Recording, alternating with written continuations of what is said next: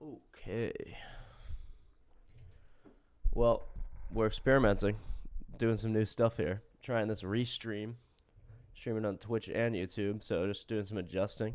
Hope everybody's well. Gonna drop this Discord link and hope it works. I don't know what's going. I don't know how any of this works. Looks like we got some viewers. What's the plan, chat? What's the plan? Let me drop this link real quick. Yeah.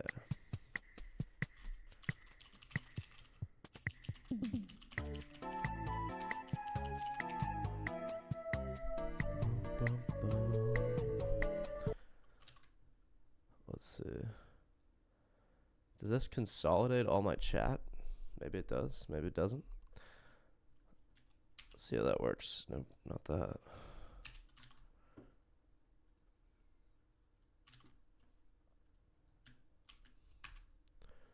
Okay, boom. All right, it looks like it does consolidate my chat. So that's freaking cool. That's what we like to see. Welcome, everybody. Feel free to join that Discord. Feel free to bring up anything you want. I'm going to pull up some stuff so that we're not floundering here. But, yeah, man, go crazy. Go crazy. Anyone got any particular arguments today or anything they'd like to share with the class? Looks like we got beep in the Discord here. I know it's been a second. I don't know. Life happens. You know what I mean? I don't know.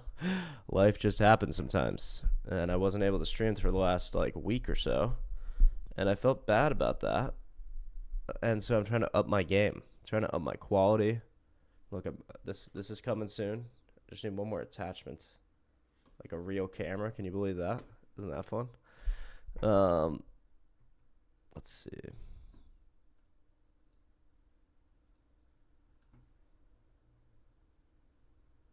We won't just jump right into reading the Bible, don't worry. Although we could do. I'm down. I am down. Alright, we don't want any shorts. Oh no. Oh no. I know this is supposed to be a Bible stream, but there's a Kanye West deleted live stream. Oh my god. Okay, we got Fry Scream back in the chat. Welcome, brother. God may exist, God may not exist is the strongest argument for his existence, but it works exactly the same way for any other mystical being. Like a leprechaun or a unicorn. Okay, well, we could get into that. I mean, what is the difference between a leprechaun or a unicorn and God? So let me just make sure I understand what your comment means first. God may exist. God may not exist is the strongest argument for his existence. I mean, I wouldn't call that the strongest argument. Like he may or he may not. That's not really an argument for his existence. That's just sort of like radical agnosticism, which is fine. It's not even that radical. So why is God different than a leprechaun or a unicorn? Well, leprechauns and unicorns, even within their mystical context, are still contingent, created beings. In other words, they aren't the uncaused cause. They aren't the first cause. Nobody claims them to be the first cause that starts all other actions. So God is a different type of mystical being than a leprechaun or a unicorn by their very nature. So, yeah, no, leprechaun. They can't exist because they're magic. Hey, what's up? Okay, welcome, That's Infamous. They can't exist because they're magic. This can't exist because it can't exist. Exactly is the argument. They can exist because they're magic. And any excuse that you give to they couldn't exist is because they're magic. They can exist because they're magic. And any excuse you say. Yeah, that's why. Is fine for magic, yeah. Yeah, that's why I wouldn't really particularly think that's a good argument to argue against God. Because, again, you could just invoke what you just said. And even leprechauns and unicorns, I guess I can't really say I know for sure that they don't exist. It's just like I've never seen one. basically, is the argument. And that is what people's argument against God comes down to, essentially, or a lot of times, not essentially, but a lot of times. I've never seen him, therefore he must not exist. I don't feel like anyone says that, but... Oh, really? I feel like I've heard you say that. Yeah, that's like a weird... No. I can't see him, therefore he does not exist? No. Or some variation. Anytime someone asks for proof of God, what they're saying is, I can't see him, therefore he does not exist. That's what proof No, dude, this is like a weird apologetics version of atheism. That's not what anyone says. You think that nobody says that? I've heard that a lot. Everybody that asks me for proof, I can't see it, so it doesn't exist, and then like you respond with, "What about air?" Like no one says that. Kids well, no, because I'm not saying air. You interact with air all the time. You breathe it and whatever you do. You can see air. I mean, by studying it with physics. Of God, it's not like. And asking for evidence is good. Asking for evidence is good. That makes sense. That's what I need to provide and what we need to do. But saying proof is saying if I can't see it, then it doesn't exist. Proof. You see the difference? That's not what that. No. I mean, logical how do you not see the difference? So, you argue for it in terms of philosophy and logic, yeah? Sure. Yeah. Okay. That can have proof in it. Logical truths that can exist and be proven. Science doesn't provide proof. So if I ask you for evidence or proof of God, I'm not saying if you don't, he doesn't exist. Okay. I'm saying that if you don't, I don't have a reason to think he does exist. Yeah. Well, good. I mean, that's why you're more of a nuanced and interesting person to think. But this is what most people say: is that there is no proof. Like it's not just even me. Fry Scream right here, there is no proof of God. Even Fry Scream in the chat. I mean, it's not just you. There are like nuanced atheists or agnostics. I've been in this space a long time, dude. But, and I've met some dumb people, and I've never heard anyone say that. You have never. This is insane to me. This literally doesn't make sense. I've never heard anyone. You've never heard somebody say, "There's no proof for God, therefore He doesn't exist." That is the most common thing I see all the time on the internet. Okay. The only time agree to disagree. That's insane that you're claiming you've never heard that.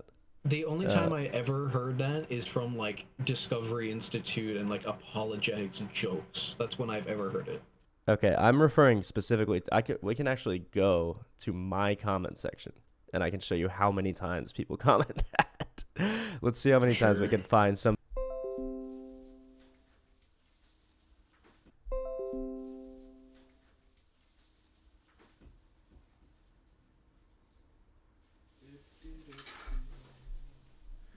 Are we back? My Wi-Fi went down for a sec there. Looks like we might be back. Okay, cool. All right, YouTube Studio. Let's go to community. Okay.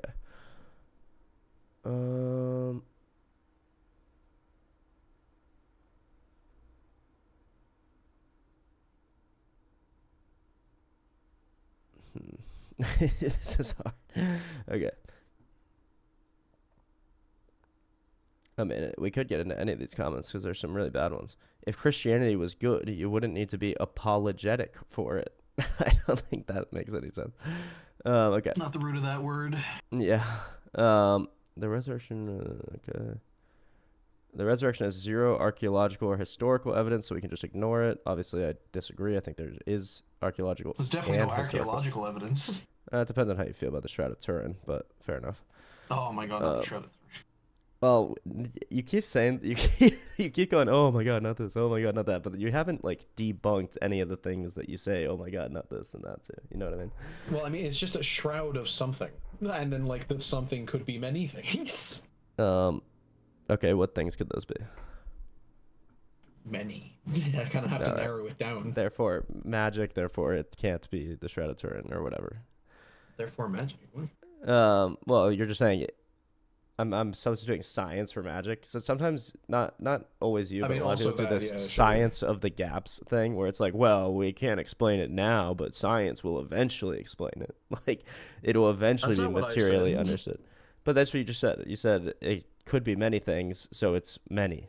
But you're not explaining what's unique or different about the. We've come off on a weird thing where like we've made this mistake twice now, which is. My justification to believe isn't the same as me saying it's true. Mm-hmm. Like, I have no reason to believe magic until you show me evidence of it. But that's not me saying that it's definitely not 100% true if you don't show me proof. Like, Right. Okay. Yeah, I get that. I get that. could it be the shroud of Jesus? Yeah. Maybe. I don't know. Like, Okay. does that Right. mean that he's Okay. alive and God? No. Okay. That would be the inference of the best evidence in my view that he's alive and God, if that is the shroud of Jesus. Well, Other explanations wouldn't make sense. Well, actually, I think any explanation naturalistically would actually have more sense because there's literally zero evidence for magic. Okay, and then we'll just keep running back around and around and around. Okay, so I understand. I understand what you're saying. The evidence for magic does not compel you. There is none. Magic has no like source that we can investigate, so it might as well just be indistinguishable from its severely advanced technology of a god-ish being fucking with us. But you wait. So wait, what? So Thor could be the source of magic? Is that what you're saying?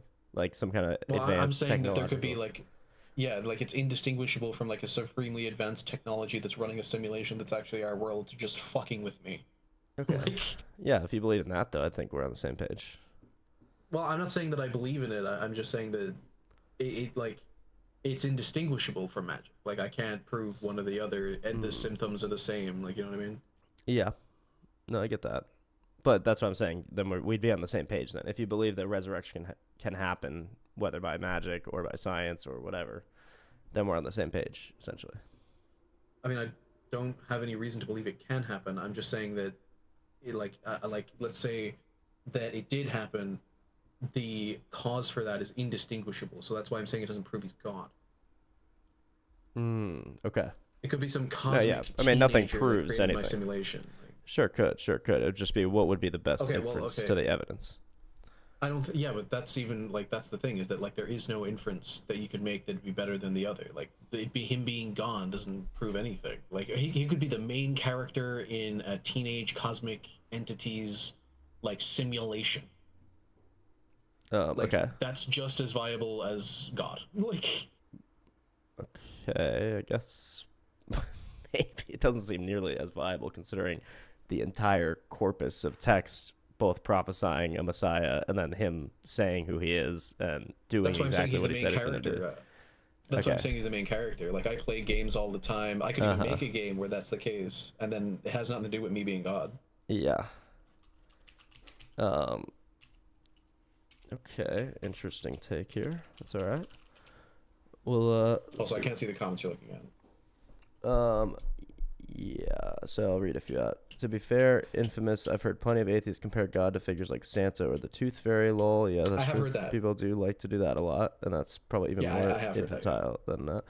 I've heard it, but it's illogical. He most likely doesn't exist, but you can't say he doesn't.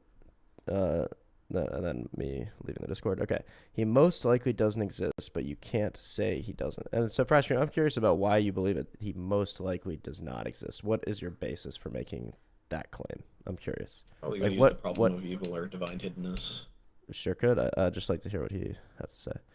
Okay, thanks. Your stream says God is real, which is a truth claim. Yes, I do believe God is real. That is the claim that I'm making about the truth. But that's a different thing. Thought you can't say that God is the God. Well, I'm happy to say God is the God.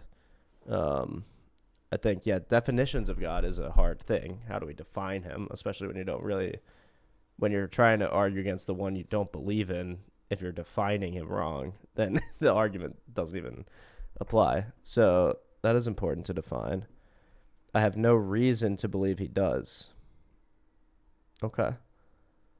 Did you ever believe in God in any way, or can you see the reasons and you're not convinced by them, or you have not seen a single reason? Like nobody's presented you any sort of piece of evidence or sort of explanation from which you could draw a conclusion? Or did you kind of have all those, you considered them, and then you said, no, these aren't convincing?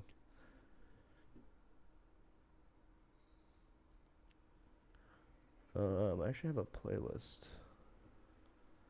Wonder if No, he's only one. Right. Let's break down why. Sorry.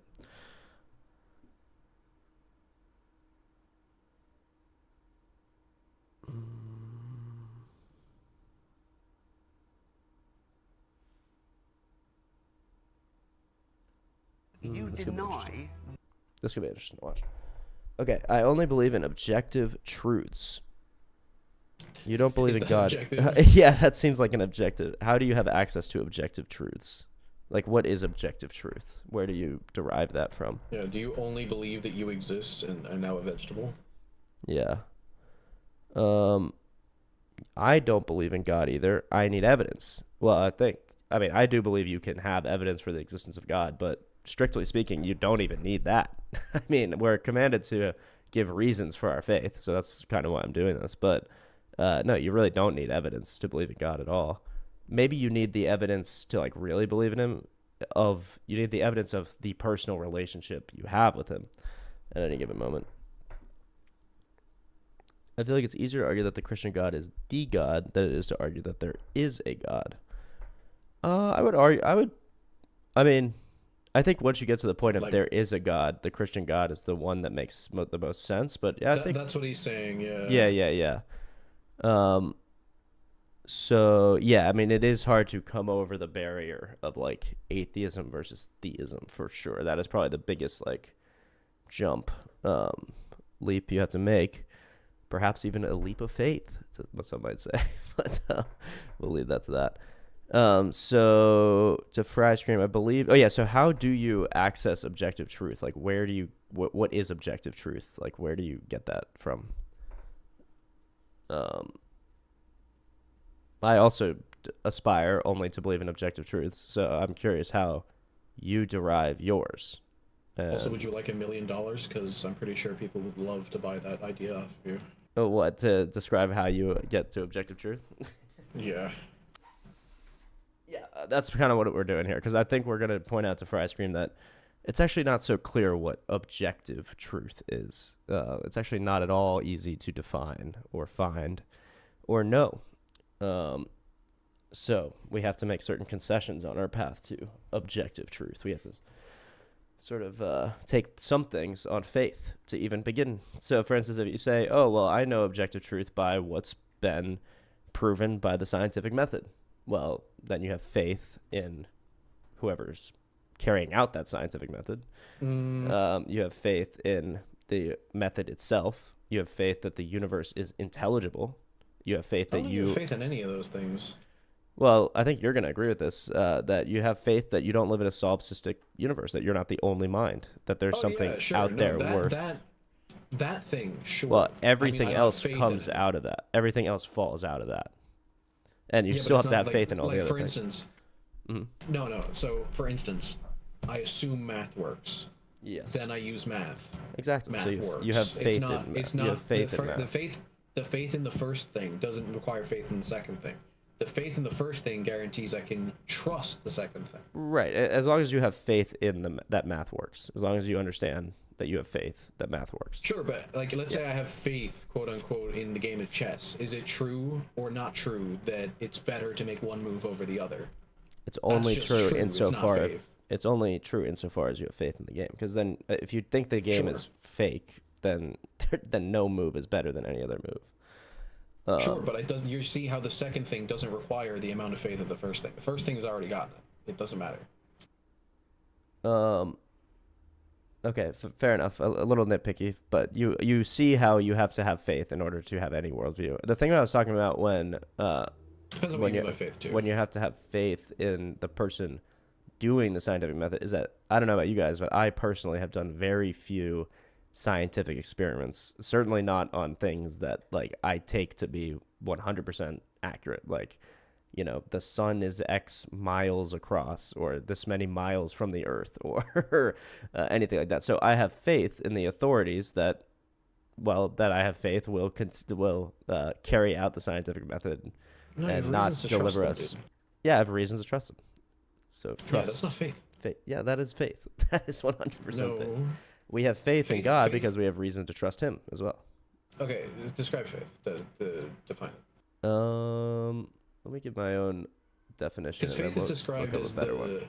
Mhm. faith in the Bible is described as the reasons to believe in things unseen.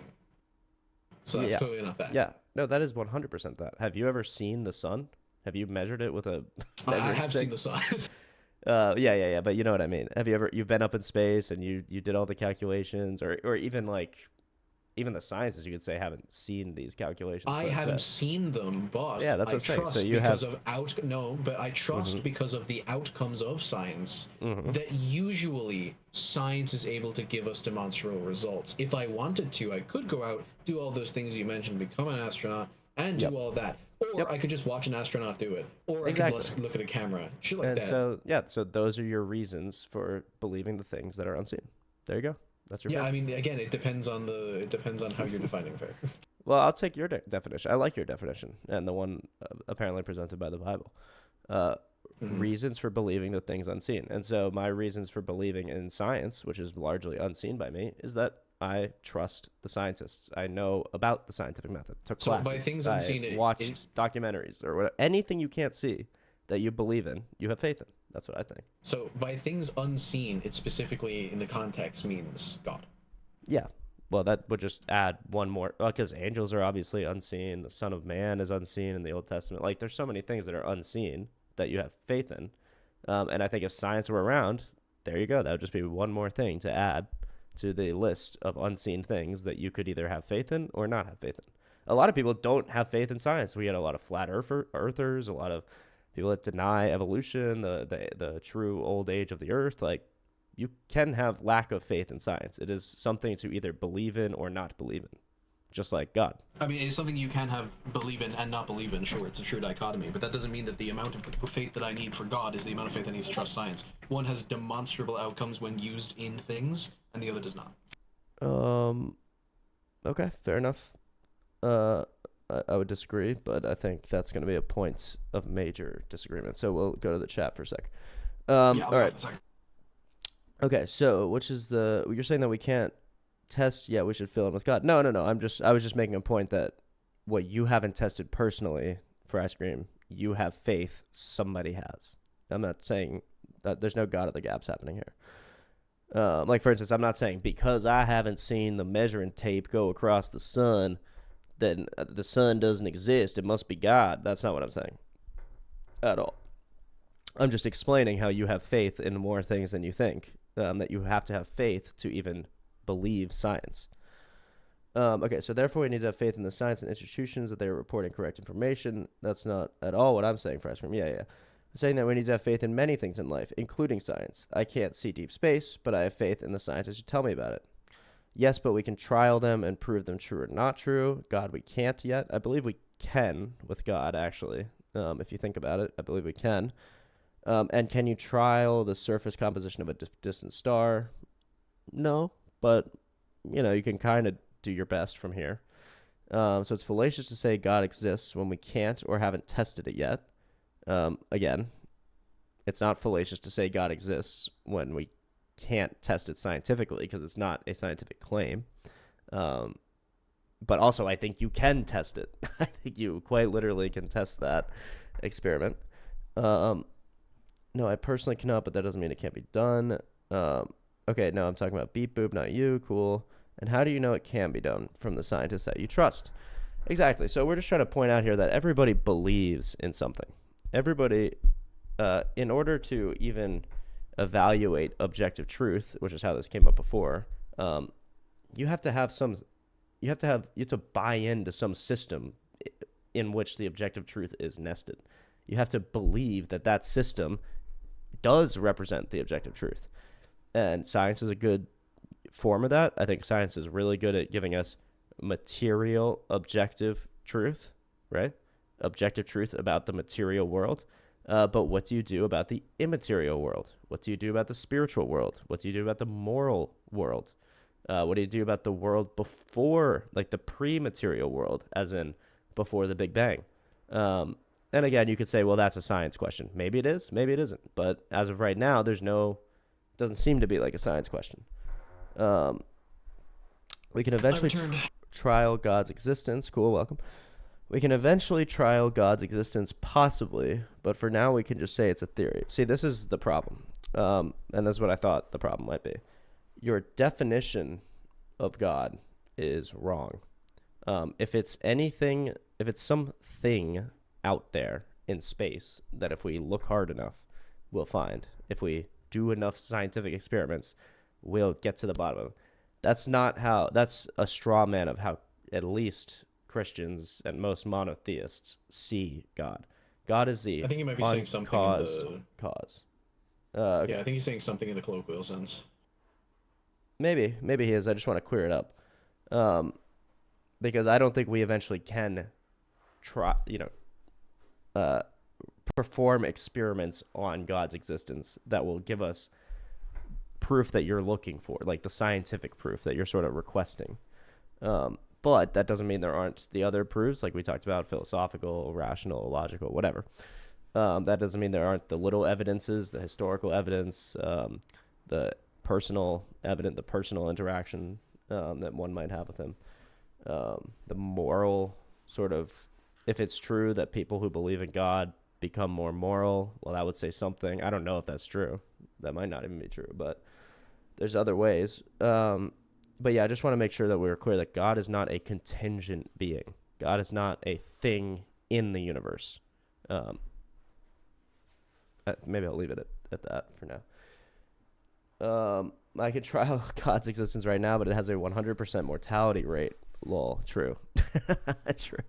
I think there's the trial that I would run is just try a little prayer, see how that affects your heart and your mind and your day and your life. That would be a simpler trial that has a very low mortality rate, but that's a good point. Yeah, Ramblings is right. So science is of this world. God is not. It would be like using a dictionary to figure out the recipe for a pie. Yeah, I like that. I do like that. The dictionary would be really good at telling you, like, I don't know, exactly what a raspberry is. Even that is not really sufficient to know what a raspberry is. But it doesn't tell you how it all got put together. So that's interesting. Good point. Okay. I mean, if so, then that just means that you can't determine what a raspberry is, which means we can't determine what God is, which means we have no reason to believe it. No, you can determine what a raspberry is. Just eat one. No, with the dictionary. With the dictionary itself, no, you can't. I do believe that you need some sort of experience of the raspberry to really understand what that means. And in a way, that's an interesting analogy. Maybe you do need some kind of experience of God for the Bible to even make sense. Oh, wait, yeah, I forgot. We got Sean. He was sending me a chat. Okay. Hi, you can prove that God exists, but you can't prove the Christian God. You don't need faith to prove things in math. You don't need faith to prove anything. That is called human faith. What? Okay. Sean is actually writing a book on how you can have morality without God. This is totally surprising to me. Sweet. Okay, so you can prove that God exists. You can only have morality with Aquinas. Yeah, exactly. Who would not think you could have morality without God, but fair enough. Okay, so let's see what he links in Aquinas here. Whether sacred doctrine is a science. It seems that sacred doctrine is not a science, for every science proceeds from self-evident principles.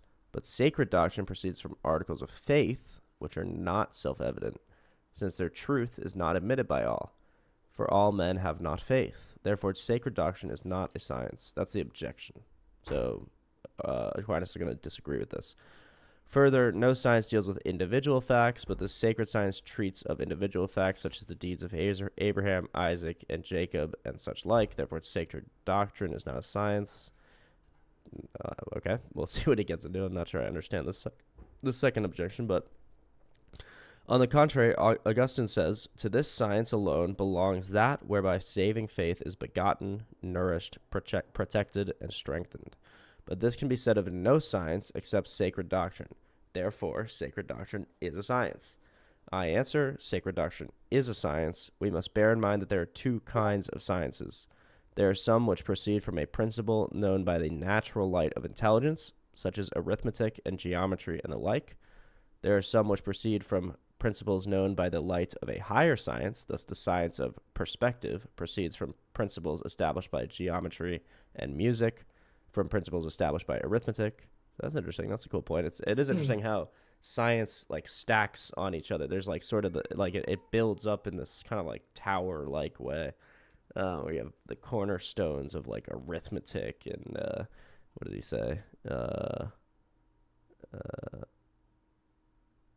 perspective proceeds from, oh yeah, geometry, arithmetic, like sort of the most basic things, and then they build these like higher sciences. So that's cool. So it is the sacred doctrine is a science because it proceeds from principles established by the light of a higher science, namely the science of God and the blessed.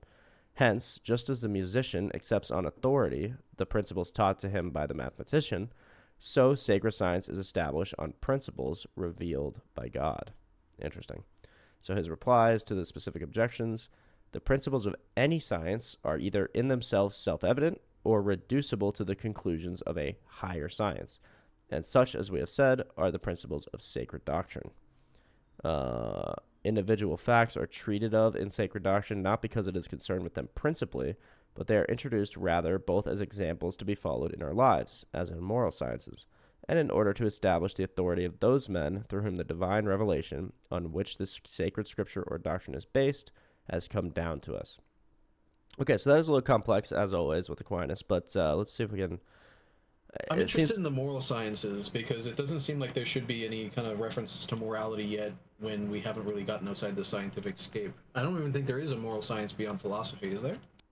I'm not sure. I mean, I think he would think theology. It would have something to say about moral science. Unless you're just talking by moral science, you mean like the investigation of moral principles. In which case, I mean, sure. Yeah, that does seem kind of... So... Or the testing of moral principles in the observation, whatever. Sean sent the wrong link. That's okay. Let's check out that other one. Philosophy is not a moral science, although again, it does seem like philosophy has something to say about morality. No, I'm not saying that. Yeah, I'm not saying that philosophy as a whole is a moral science. I'm saying that the moral science would be a part of philosophy. Okay, we got another fellow in the chat here. Welcome, the martial esotericist. Nice. First, let's see what Beep Boop had one. Yeah, I could tell you bits and pieces, but doesn't tell you the whole story. And you need experience with God to understand what it means. Yep. Okay, so the martial esotericist. I think God exists because I think a dynamic animating force exists which imbues us with life. This dynamic animating force is similar to the idea of a soul, but I call it will, libido, or energy. I happen to agree with you. I think... I definitely agree with you with libido. That does seem to animate us. All of my studies and research have pointed to and converged upon the existence of a higher power. It's just that I don't know if it's the God of Christians. Interesting, martial esotericist. I was in this very same place, I would say, not too long ago. So yeah, you have a feeling of the formal cause of the person, the soul of the person, the animating force, which is sort of not identical to us, not greater than us, not lesser than us, but sort of us itself, the very expression of us, the very expression of us. So that's very interesting. Now, why is it the God of the Christians? One thing, which you might find interesting, is that, and I might even call on Sean to point us, this, what we're reading right here, Thomas Aquinas, has said exactly what you said already, in great detail, 1,000 years ago, almost, not really. Like, what is Aquinas, like we've been thinking for a long time. We've been thinking about this stuff for a long time. And it's hard. You can find some of this talk in the New Age streams, and you can find it a little more detailed in the Eastern traditions. But I've yet to find a more detailed version of this type of talk than from the church fathers of the Christian church, of the Christian tradition. And furthermore, if God exists, you recognize that it has to be a specific type of God. It has to be the God that instantiates at least, or even is himself, this sort of dynamic animating force. Like maybe you have your own, and that's your soul, but then what's the dynamic animating force of the entire system, the entire universe? So the type of God has to be right. So that narrows it down to basically, I think, monotheistic religions. Now, why exactly is that? It's like, okay, so even if there are all these sort of like pagan gods like Zeus and, let's see, the Norse gods, and I'm trying to think of Hindu ones specifically right now, like Kali, Vishnu, Shiva, even, actually, weirdly, even in Hinduism, they have all the gods, but then they have this concept of the Atman, which is sort of this Yeah, uncreated like energy. the main god. Yeah, He's so like like the main, Vishnu would be the one who right? is like uncaused. So Yeah, like even the monotheistic gods aren't the only ones that get like grouped into this. The pantheistic gods do as well. I'd even say Zeus does, because Zeus isn't the main god. He was created, right. Yeah, and like eventually, as they go back exactly, and back and back and back, there's an uncaused cause. Like exactly. the whole thing where it's like limited to monotheism is kind of not true. No, it is true because that what so what you're saying is very interesting and 100% true. Even the pagan traditions, even the pantheons, can't escape that there must have been an uncreated god. So No, even they, uncreated thing. It doesn't need to be a god. well, fine, uncreated thing. That's how we begin to define our god. And so what the monotheism does is not necessarily say like, oh, those things are false because our guy is right. It's saying like, well, those things are whatever they are. Maybe there are these spirits like Zeus and Hades and whatever, but they just can't be the actual top dog. They can't be the top of the hierarchy because they were created by something. I'm And that's even, curious. yeah. How do you get from there's a first cause to God? Well, I just What's the consider logical like precedent? I I would just consider what that cause would have to be. And so if I'm thinking Okay. a really first cause, I'm thinking it must be, and again, this could be intuition, but it could probably be defended by better philosophers than me. But I'm thinking it has to be timeless, spaceless, Right. immaterial, extremely powerful, Right. and now this is the tough one. I do think it has to have a will. Okay, Yeah. and See, the that's the way part that I'm asking. Yeah. yeah, but you can see where the first four things like make sense, like timeless, spaceless, I immaterial, mean, extremely it's not the powerful. part that I wanted to. It's not the part that I wanted to focus on. Hmm. But like, yeah, I mean, I could have problems with those too. Like, for instance, I don't think that anything that's timeless and spaceless exists because Right. existence is necessarily temporal and maybe even spatial. Yeah, I would just disagree that existence is necessarily anything per se, Well, but it would that's need to be fair. temporal. What do you call something that exists for 0 seconds, for zero time? What about infinite time? I mean, kind of not in the discussion, but what do you call something Yeah, that exists sorry. in 0 time? Exists in zero time or never begins to Sorry, exist at all? never. Sorry, so something that exists for 0 time. The time they I would exist call that for a is zero. timeless. I would call that. I mean, uh, I'm not really sure. So the question is, so It would be did it ever non-existent. did it ever begin to exist though, or no? Did it ever begin to exist? Yeah, like did it begin to exist and It's then it sort irrelevant of for its like duration of existence. I guess my point is it's not something that exists forever, right? It doesn't. I mean, the premise would mean that it doesn't exist. Like the conclusion is that, like, for Yeah. instance, if you have a computer generator, Uh, right, and you yeah. go instantiate this thing for 0 time, it won't spawn it because it doesn't exist. Okay. Cool. Yeah. That seems like a little bit of um like a linguistic trick or something. I don't see why something couldn't exist outside of time per se. Because It seems. existence is necessarily temporal. If you exist for 0 seconds, you don't exist. What I, about I like a agree that it's not spatial because, like, things like thoughts aren't necessarily spatial, but right? like temporal is like the measurement of existence. Okay. If that's where you want to draw the measurement of existence, that's totally fine. I think that's gonna confine us really to this like strict timeline that I know you like, which is totally cool. I get that you don't believe in possible worlds, you don't believe in a lot of stuff that deviates from a perfectly straight timeline. You mean Um, from the reality we exist in? Yeah. yeah, from the three-dimensional reality we exist in. I think it's Or extremely, I think it's easily imaginable, if not necessarily even true, that on higher dimensions, things like this linear time just totally break down, and then it would seem like existence easily happens outside of time. If there's a fourth dimension, if there's a fifth dimension, if there's a sixth dimension, if there's a there is a seventh fourth dimension. dimension. There's Right. 11 dimensions I know, that's what I'm saying. So I don't see how you can be so sure that that because none things of the other dimensions must contradict each exist other in time. Well, how do you know that? Well, of course they don't contradict because we because can then everything ascertain them. exists. Yeah. So how would? But I don't see how the four-dimensional tesseract is going to contradict time in any world.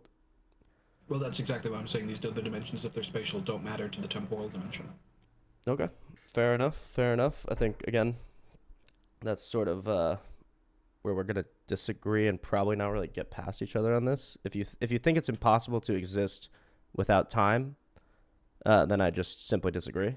And I think there's a way to, from my Well, how perspective, would you it define seems existence then? um, define existence as, I guess, being. Right, but we just swapped out existence for existence too. But like, So how would you define how would you define existence? something being instantiated within time. Right. So you're just putting time into your definition, which is fine. I mean, I think I that's mean, yeah, I okay. am. Like, if we want to look it up, that's fine. But I think that's a perfectly valid, I think yeah, definition for time. I think that's valid. I think it's unnecessary to add time in there, but that's okay. Well, without time, it's just what is existence? It's existence. It's like, well, right, right, and maybe it is just sort of considering it is the most fundamental thing. Maybe it is one of those circular things, kind of like the transcendentals, but where you just kind of have to accept that existence is existence. maybe Like, it's the not most really true thing. Maybe the only things that exist are truth and existence. right. Maybe. I mean, I don't know. Okay, so from Numenon, why does a timeless thing exist for zero time? Can't it be eternal? Also nice to see you stream again. Thank you, Numenon. I know we took a little break. It's partially on me, but life happens. I'm also trying to upgrade my setup, which is dope. So I had a couple days to get some little Update me doodads next time so I can let everyone else know. I will. Look at it. I got that little camera there. That's fun. Okay. Why does a timeless thing exist for zero time? Can't it be eternal? Yeah, I would agree with that. I think a timeless thing could be, I think almost necessarily would be eternal, not zero if time. a timeless thing existed, they would have no time. Eternity Yeah. is infinite time. Infinite Right, so it time wouldn't and have no time zero are not the same time. thing. Okay, fair enough. But I think you know what I mean. It certainly wouldn't have zero time. You know what I mean? A timeless thing. It's not like it would have like time equals to zero. It would have some like Timeless, no time, zero time. I don't know. Fair enough. Okay. Like the principles of I logic guess seem eternal to me rather than bound by time. Yeah, like what is the time value of the law of logic, for instance? That's a good question. Infamous Minor's position seems Kantian. Kant argued that temporality is required for something to be intelligible for us. Yeah, it seems reasonable. Do you agree with that? That temporality is required for intelligibility?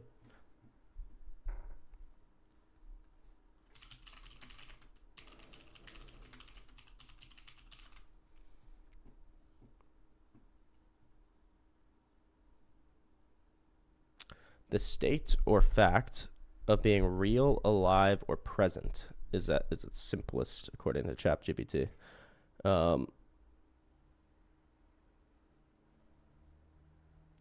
Aristotle spoke of existence as being tied to substance, the fundamental reality undergirding things.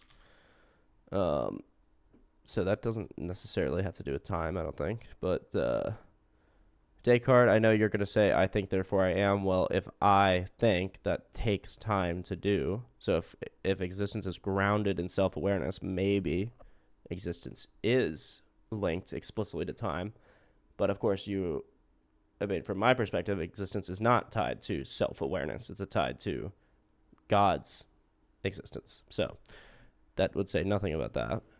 Heidegger explored being itself, distinguishing mere existence, Sein, from human existence, Dasein. Cool,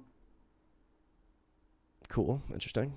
Maybe we can get into that. But yeah, I mean, I think you could go either way. I see where you're getting the existence is tied explicitly to time, but I don't think it's necessary. I don't think you have to read that. Oh, okay. Speaking of upgrades, still waiting on that meme channel. Damn sure about that. You can't define existence. When you define something, you put it into a category, but existence is so broad, you can't put it into a category. Yeah, that's what I kind of have that feeling too, Sean. I sort of feel on that one. It is true by definition. Does time exist? You can't define existence. When you define something, you put it into a category, but existence is so broad, you can't put it into a category. Oh, okay. Wait, we got Aquinas proofs for all the things. Timeless, spaces, and material. Now let's go to has a will, because I feel like, forget timeless, whatever. We get that. Spaceless / immaterial, I think you kind of see that. Intellectual, I'm interested in. Yeah, I could see that. Let's go to will. Also, I was surprised that you didn't. I'm going to give you this. Yeah. The thing that I would have responded to myself with was, do the laws of logic exist at all for Oh, zero time? They that's seem what to be I did independent ask. of time. You were quiet for a second. I threw that in there, but you're right. I did ask what is the time value of the laws of logic, which is a confusing or Hmm. more confusing way of asking you what you just asked. But yeah, so how would you respond to that? I mean, it doesn't seem like they exist with any sort of time value. Yeah, so I would say that if the laws of logic have to be Yeah. instantiated by anything, it's by reality. So, like for instance, if reality exists, then the laws of logic have things to prove their own existence, right? Like for instance, they apply to things, they make sense, etc., etc. But if they have nothing, Mm-hmm. zero things to apply to, I'd say the only things that are is probably truth. I think truth is the most foundational thing we can actually ascertain, Mm-hmm. because it would be true that they don't exist. Okay. If nothing existed, If the it were, thing that would be true is they exist. yeah, yeah. So they, So it's truth, the laws of logic, so they're the they, most foundational so they're things. eternally existing because they can't not exist. It's not Right. necessarily that they're eternal, it's that they must be. It's not that they weren't created, it's not that they were created. They must be. They have to be. Mm-hmm. To get rid of them, you would need to apply them. Yeah, exactly. I mean, Like, but that to get rid of sounds God, I don't have eternal to to me. apply God. Okay, wait. Let's check the Martial Esotericist. How does Aquinas address the nature of God? Is God benevolent or is he amoral or beyond human morality? I personally think God is beyond human morality. The wisdom of God is the foolishness of men. That's a good quote. And we'll see Newman on. The I think wisdom so of God is the too. fullness of man. I think his desires are what our morality is grounded in, but he might have different desires for humans than for himself. Yeah, so let's try to find Aquinas on this. That'd be really interesting. The my understanding of the faith is that God is both benevolent and beyond human morality. I think that's actually a good way of putting it because it's not like he's amoral or it's not like he has different morality. It's just he has the perfection of morality, and that might be something unattainable by us, per se. But yeah, that's a very good question. Yeah, from the classic sort of Christian tradition, God is perfectly moral, um, and benevolent with regards to us. Now, because he's beyond us, that's how we sort of deal with the problem of evil a lot of the times. I don't think it's the only way to deal with the problem of evil, but it's a good way, and it's sort of what we're presented in Job, which is okay, there's all this evil, there's all this suffering in the world. How can there be a good God sort of presiding over this? Well, if God is so good that we can't even see how good he is, how good the fullness of the plan is, then there's actually nothing to say that that suffering isn't for the greatest possible good, that it doesn't serve the greatest possible good. And especially if he's all powerful, that it's not possible for him to move goodness through evil. So yeah, I mean, I definitely don't want anyone to misunderstand me that I'm saying God is the author of evil or that God desires evil in order to bring about greater good. It's just that he's so infinitely good and powerful that because of the evil that was introduced by his creatures who have free will, which is a good, that he's able to make the greater good out. Like imagine you made this like magnificent city out of Legos. Like you made or actually imagine you made a very intricate and detailed like house out of Legos. I mean, this is the best Lego house you've ever seen. This would put But any to do it, you had to step on a Lego, you know? sure, maybe that. But it's intricate. It's like the best Minecraft like castle that you could possibly Not me imagine, but playing in Minecraft Legos. again. The Minecraft references will never end. And And I'll then always be playing Minecraft when you do it. exactly, and then imagine your toddler comes in and just goes buck wild and destroys your Lego house that you worked hard on and you built, and it was beautiful. Now, the nature of God is not to simply punish the toddler and leave the Legos strewn about, but to teach the toddler a lesson and build something greater out of the rubble. So that's closer and build like a whole city out of the rubble of the Legos that the toddler destroyed. So that's kind of more how I see it. Um, doesn't God say that the Bible created evil? I mean, so, sorry, doesn't the Bible say that God created evil? I think I know what you're talking about, Big Daddy Addy. I believe you're referencing the verse in which God is, where all things good and evil are attributed to God. Is that what you're referencing? And if that's the case, then that's not how I think you have to take the whole sort of context of it into account when you're reading that type of verse. Like if you just want to read one verse from anywhere in the Bible, then you can get any doctrine out of that. I mean, you can get absolutely anything, especially if you take things out of context. Now, I don't think that verse is taken out of context in and of itself, but the entire context gives us a story of free will, gives us a story of the fall of Satan, and gives us the story of the fall of man. And so when it says that like all things are due to God, like good and evil, like I think this is also in Job that you're pointing to, but feel free to specify and then we can get into that specific verse. But that's more saying like, yes, God is the purveyor of everything. I mean, he presides over, outside of, surrounding absolutely everything, good and evil. So there's nothing out of his grasp, nothing for which he is not responsible. But does that make him the author of evil? Well, not quite, because the way that we see it is that God created two good things at first. Many good things, but a couple good things at first. Creatures, such as angels and humans, and free will. And when those two good things mix, it is possible for the creatures to create evil. And it's our view that that God's creatures betrayed him and created evil, first with Satan and then with man. So that is what I would say to that. The martial esotericist, that's a good point about Job. I think there's a fundamental disjunction between human morality and God's will. Our moral systems are insufficient to encompass the infinite complexity of God's will. I completely agree. Yeah, and I think that's another reason to at least consider very seriously the Christian God on this sort of like esoteric, agnostic journey you're on. Because one, there's plenty of esotericism in Christianity. It's actually really cool, a lot of it. But then also, all these questions are answered in full, sort of. Like I don't know of another text, another scripture that has the Job story in it that we can go to and mine from so effectively. And maybe there are. I could be wrong about that. But, you know, if it's all there, you get Job and Jesus in the same book. That's a pretty good book. That's what I would say.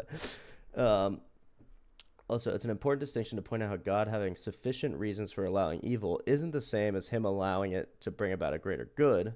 The first is a larger category. It's important to point out that God having sufficient reasons for allowing evil. Yeah, that's very true, Nimanon. That's a good point. We're not, just because God makes good out of evil doesn't mean we're forced into this explanation of God created evil to make good. There's other options, like for instance the free will option that we sort of presented, but I'm sure there are others as well. So that's very interesting. Let's see if Sean did have some stuff for us. Take away the consequence of choice completely destroys the point of having a choice. Therefore, okay. Let's go back a little bit. So on morality, oh yeah, I did want to talk about his will, so we'll do that first. Can't go to will without going to intellect, right? Beat me to it. I was going to say that Abrahamic understanding of God is that he literally is morality. It is not loving to. Yeah, this is what I was trying to get at. This is good in the chat. I don't know if you guys can see that. In the Discord chat. It is not loving. Remember, God is love, to force someone to love you. Nor is it loving to take away someone's agency or ability to choose. God giving us free will is a loving thing. The only thing is that we are not free from the consequences of our free will. Thank you, Beep. I like that. Take away the consequences completely destroys the point of having a choice. Sean does seem to think that God does not give us free will. But then he says he gives it to us in the way that he gives everything to us, but he's not the only thing that could allow us to have free will. That's fine. That's fair. God is not the arbiter of morality. God is goodness, as well as God cannot change himself. Yeah, by morality, by the way, I meant goodness, essentially good morality. That's kind of important. Um, but yes, he does not have passive powers. Therefore, he cannot make things good or bad. Um, so that's the Youth of Pro dilemma, which maybe we'll get into. But first, let's go to Aquinas. And we'll do that. Let's see. Also, can't something be evil to humans and not evil for God? Like preventing suffering seems like a human duty rather than God's duty. It seems like God's role is to give an opportunity to become more virtuous. Yeah, I like that. I agree with that. So, yeah, I think if we see our neighbor, our brother, our sister, our mother suffering, I think it is our duty to help them, and to do everything we can for them. When God sees someone suffering, he doesn't just see the suffering. He doesn't just see it at this time in this sense. He sees it at all times in all senses. And so he can make the best decision about whether to, save someone from that in that moment or save them later, is kind of how I would put it. Christianity has a rich mystic and occult tradition, but they were labeled heresies in the name of unifying church doctrine and consolidating papal authority and power. Yes. I think you might be surprised by how many things were not labeled heresies. For instance, the rich tradition of the saints, who are mostly all mystics, and the veneration of the saints within the church. True, like St. Patrick, yeah. Like St. Patrick, who's awesome. And by the way, I looked up, we were talking the other day, not to put you on the spot, Infamous, but it seems like Ireland actually is credited with being totally peacefully converted to Christianity, in contrast to other, like that because it's credited like that because there was no crusade and because England is our neighbor. However, but I couldn't find forced anything to become Christian because of the colonization of our country with England's Catholic religion. Before that, we did not believe in that. But I thought St. Patrick went before they were Catholic. Like he went when they were still very pagan, still very independent. Or am I wrong? I mean, that's what it said, I'm pretty sure.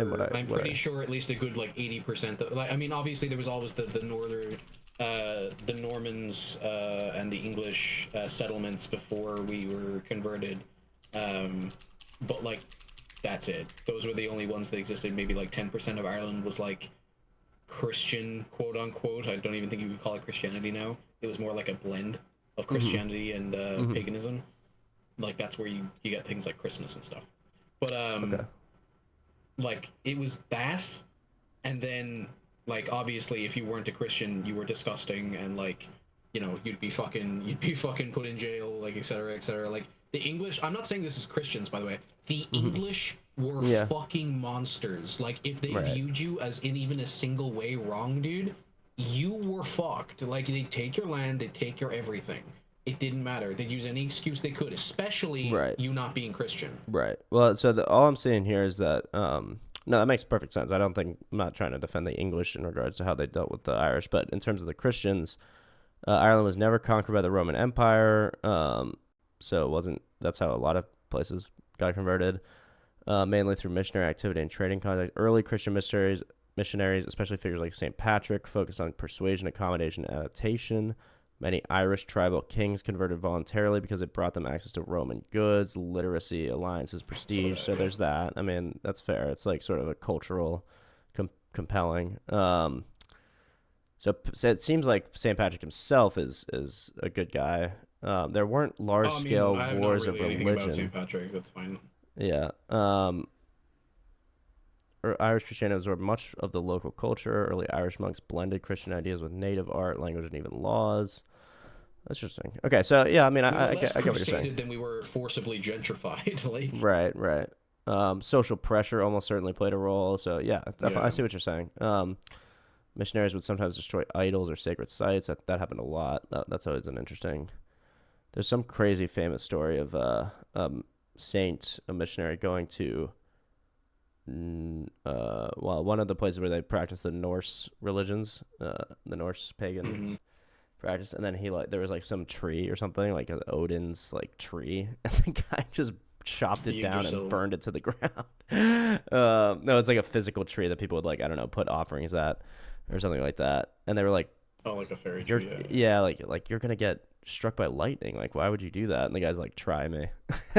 They cut the tree down, which is hilarious. But okay, Yeah, looking good in the chat there. Looking good in the chat. So let's get to a little Aquinas. Then I have a little Ricky Gervais for us. We'll go from one end of the spectrum to the exact other. Uh, Although I like Ricky, but okay. So Sean said we can't do will without intellectual. So it seems that in God there is no knowledge, for knowledge is a habit, and habit does not belong to God, since it is the mean between potentiality and act. Therefore, knowledge is not in God. That's the objection. So for the chat, when Aquinas does that, he presents the things he doesn't agree with first, and then explains why they're wrong. So, on the contrary, the apostle says, "Oh, the depth of the riches of the wisdom and of the knowledge of God." That's the apostle Paul. Oh, the depth of the riches of the wisdom and the knowledge of God. So it's revealed to us that God does have knowledge. Aquinas elaborates. In God there exists the most perfect knowledge. To prove this, we must note that intelligent beings are distinguished from non-intelligent beings in that the latter possess only their own form, whereas the intelligent being is naturally adapted to have also the form of some other thing, for the idea of the thing known is in the knower. That's an interesting point. So you can imagine the difference hypothetically, but maybe let's not do a dog. Let's do like a squirrel or something. Basically, the main difference between a squirrel and me, hypothetically, is that I can know about squirrels. I can imagine a squirrel. I could even imagine myself to be a squirrel. So I'm holding the form of the squirrel and the nuts that it eats and the trees it scampers up and stuff like that in my mind, while I'm also a human animal. But it's hypothetically, the squirrel can only imagine its own nuts, its own tree, maybe not even its own self. Things that are very right there for us. So that's interesting. Now, the contradiction of the form comes from the matter. Hence, as we've said above, forms according as they are to the more immaterial approach more nearly to a kind of infinity. Therefore, it is clear that the immateriality of a thing is the reason why it is cognitive, and according to the mode of immateriality is the mode of knowledge. Hence it is said in De Anima 2 that plants do not know because they are wholly material. Okay, cool. That makes sense. Since, therefore, God is in the highest degree of immortality, as stated above, it follows that he occupies the highest place in knowledge. I think that makes sense. I think that's fair. To Numenon, potentiality. Potentiality is, I'm sure Sean's going to yell at me, and there's going to be a super specific Aquinas quote, but potentiality is basically in contrast to actuality. So sitting right here, I have the potentiality to jump out of my chair, or for instance, a hot plate has the potentiality to become cold, and vice versa. But then me actually jumping would be the actuality of that sort of dynamic. I'm pretty confused by Aquinas' epistemology as well. I'm not sure if he's an empiricist or something else. He's definitely something else. The thing is, he's a monk. He's a saint. So he's extremely religious. He's extremely, perceives himself to have a close relationship with God, and especially follows the scripture and the doctrine to the T. And sometimes you'll see him deriving stuff out of that, but what he also is this incredible intellect, like this incredible mind philosopher. So what he's trying to take everything that we're given by doctrine and by revelation and dogma and the church and by his own relationship with God, and he's trying to make it into a sort of science. I mean, I think he would say it's had already been made into a sort of science by Augustine earlier, but or by anyone else, but he's really trying to systematize the knowledge of God. It's called his Summa Theologica, or Summa Theologia. Theologii. I don't know. Sean's going to yell at me for that too. But so it's supposed to be everything, the entire theology. It's supposed to address every single point that you have to believe as a Christian, essentially. And it does it sort of I mean, there's an empiricism to it. It's definitely in the tradition of like, how do I put it? Like getting to the bottom of things in this sort of scientific way. But it is extremely confusing. It is very confusing. But so his epistemology is essentially, it's a God-centered one. That we know things because God created us to know. And again, Sean will yell at me, but that's okay. Okay, so that's cool. That's how God knows things, which I think that makes sense. This is to the will of God. Oh, we have gone over this before.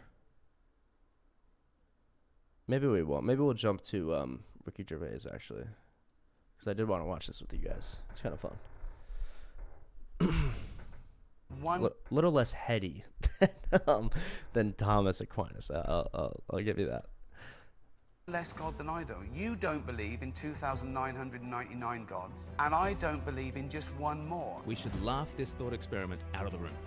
It is not worthy of serious consideration. It's really not. Hi, I'm Glenn from Speak Life. We like to see all things through the lens of Jesus, including Ricky Gervais and his famous argument against God's existence. I was reminded about this just in our video yesterday. We spoke about Joe Rogan, and Joe Rogan uses Ricky Gervais's line to Richard Dawkins. Everyone who practices a religion is an atheist. You're just an atheist in regards to Zeus or Apollo. Or the 999 other gods. Yes, right, and yes. that's a home run. Do you know the Ricky Gervais line about there being 2,999 different gods? Here he is speaking about it to Stephen Colbert. You believe in one God, I assume? In three persons, but go ahead. Okay, so you believe... Very good line and very important, as we'll see. So you believe... Okay. Not just a joke. So... But there are about 3,000 to choose from that have been, people who believe in... I've done some reading, yeah. Okay, so basically, you believe in... You deny one less God than I do. You don't believe in 2,999 gods, and I don't believe in just one more. Right. So Ricky Gervais clearly likes his own... Okay, let's see. Let people sit with that for a second. Okay, imagination not... Oh, yeah, I forgot you can't see my... We are watching this, so it's definitely a little more infantile than Aquinas, but definitely good food for thought on how to respond to these types of questions. So basically, what we've seen in the video so far, sorry, Sean, because you're just in the Discord, Ricky Gervais has, I don't know if he created the argument, it's sort of ascribed to him often, this sort of like famous quip about believers in God. So he asked Stephen Colbert, who's a Christian man, presumably. He goes, so you believe in one God, right? Stephen Colbert goes, yeah, in three persons, haha. But yeah, I believe in one God. So Ricky Gervais goes, but there are 3,000 gods out there. There's thousands and thousands of gods out there. And so really, and you don't believe in any of them. So really, you just believe in one less God. Or no, I just believe in one less God than you do. And so it kind of makes sense. It's kind of funny. Like, it's definitely quick. It definitely could get you off your feet. But ultimately, it's not a powerful argument at all for the non-existence of God. It's just sort of like a preference in a weird way. Okay, so let's go to the Martial Esotericism. What is your opinion of panentheism? It's close to my beliefs because I think the lesser gods are merely emanations coming from the singular source. This is how I reconcile monotheism and polytheism. Yeah, I think that's totally fair. I think there's no need to recognize polytheism and monotheism. Only one can be true in the sense of, well, it's important to figure out what. The lesser gods come from the one great God. This is the belief of panentheism. So that's fair. It's just like, why are those things then God? To me, it confuses the word God when all you have to call them is spirits or emanations, as you did. I think it's fine if you're doing lowercase g, but it sort of puts them on the. It's like, okay, so they're these lesser gods. Are they still worthy of praise? Are they still worthy of worship, of sacrifice, of even attention by you? Maybe they are. In my view, in my mind, only the one God is. Because these other ones, it's like, well, they kind of have their own wills and personalities, and at least the ones I've read about, like the Norse and the Greek, they're not particularly good people. They're not like angels of light. They're sort of creepy and violent. And yeah, Numenon, the monarchical view of the Trinity. I hesitate to fully endorse that right now because I'm still learning about it, but that's what I lean towards. That's what I tend towards, as the monarchical view of the Trinity, that the Son and the Spirit proceed from the Father. That he holds some sort of like top position in the Trinity. The reason I lean towards that, even though I don't know, exactly what I'll come to, what I should believe right now, is that the way Jesus speaks is with ultimate reverence for the Father. He does say, "I and the Father are one," and he says that I do nothing which the Father doesn't do. He also prays to the Father.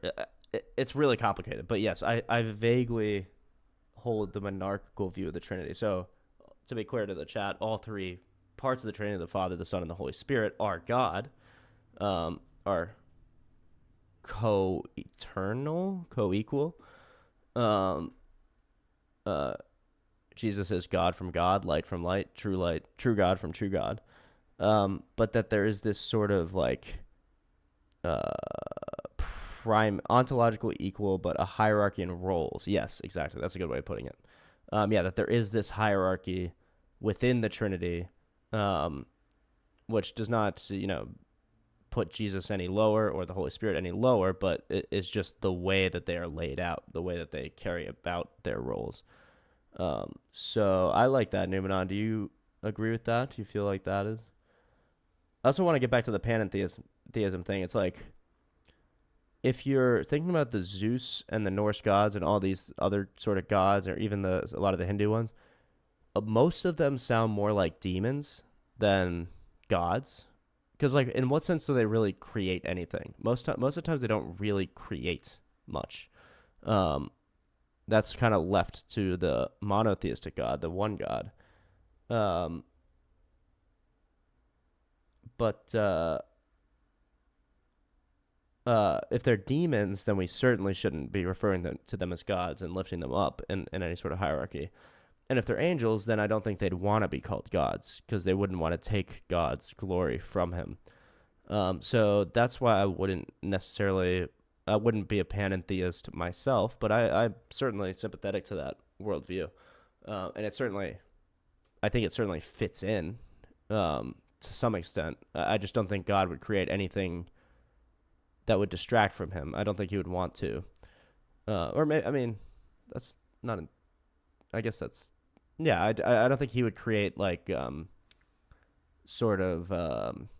like traps to fall into, like false gods to worship. That sounds more like a work of the devil. And so most of these pagan gods, it seems, are pretty demonic rather than like godly, so to speak. And so I'm not going to give them the honor of calling them gods. And so, okay, that's exactly why I said there's a disjunction between human morality and God's will. We moralize too much of God's will. We abhor complexity and infinity, and we want simplicity and order. True.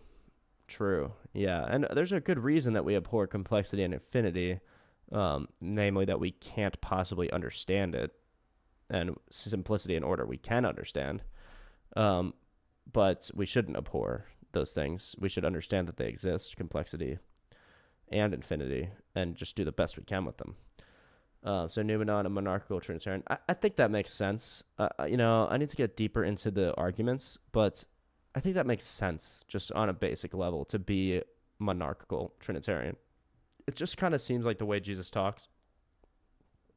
And, I think that is, I'm not sure what the actual churches, what the Catholic Church's view is on that. I'm pretty sure the Orthodox view is monarchical Trinitarianism, but maybe it differs within the churches. Like, it might actually not even be doctrinal. Totally. No issue with all religions being valid is that they contradict. Well, definitely that. Yeah. So if you're pantheist in the sense that like all religions are true, that can't be true because they do contradict each other. If we grant that a true contradiction doesn't exist, it seems like at least some religions capture truths of reality better than others. For sure. Totally agree. Fair objection. Still trying to figure it out. That's all good, man. It's all about the journey. All about the journey. My esotericist friend. I'm an esotericist as well, in a real sense. I really liked all that. Still do.